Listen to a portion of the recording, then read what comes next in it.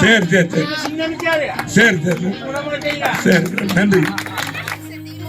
கோவை மாவட்டம் தொண்டாமுத்தூரில் அதிமுக சார்பில் தொடர்ந்து 4வது முறையாக போட்டியிடும் முன்னாள் அமைச்சர் SP வேலுமணி கள்ளிமேடு, வண்டிக்காரனூர், வளையபாளையம் போன்ற பகுதிகளில் பிரச்சாரம் மேற்கொண்டார்.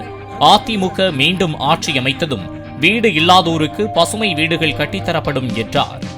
பெரியவர்களே, தாய்மார்களே, ஆரத்தி எடுத்து வரவேற்பு கொடுத்ததுக்கு நெஞ்சார்ந்த மனமார்ந்த நன்றி.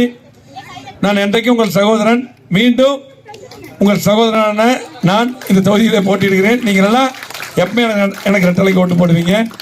இந்த முறையும் இரட்டை இலைக்கு வாக்களிக்க வேண்டும்.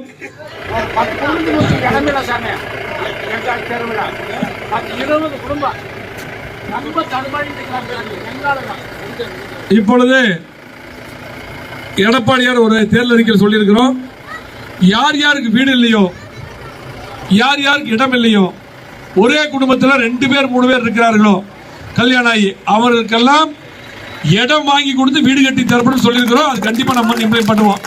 நன்றி, வணக்கம். இன்னைக்கு இந்த ஆட்சியில் யாருமே நிம்மதியா இல்ல, மக்கள் நிம்மதியா இல்ல. அப்புறம் ஐயா சொல்றாரு பாருங்க, ஒரு லைன் கூட கொடுக்க வக்கில்லாத அரசாக திமுக அரசு இருக்கிறது. கண்டிப்பா 1 மாதத்தில் நம்ம வந்துருவோம். அதுக்கு லைன் கொடுப்போம், எல்லாம் கொடுப்போம். ஆமா, நம்ம கட்டி கொடுத்த பில்டிங்க்கு 4 வருஷமா லைன் கொடுக்கல. நம்ம வந்து கொடுத்துடலாம், 1 மாசம் கொடுத்துடலாம். சரிம்மா, சரி சரி சரி சரி சரி சரி சரி நன்றி.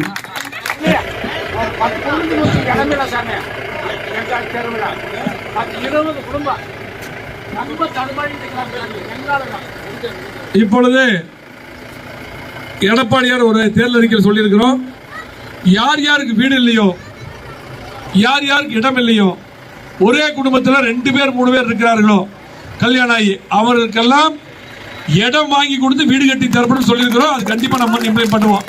நன்றி, வணக்கம்.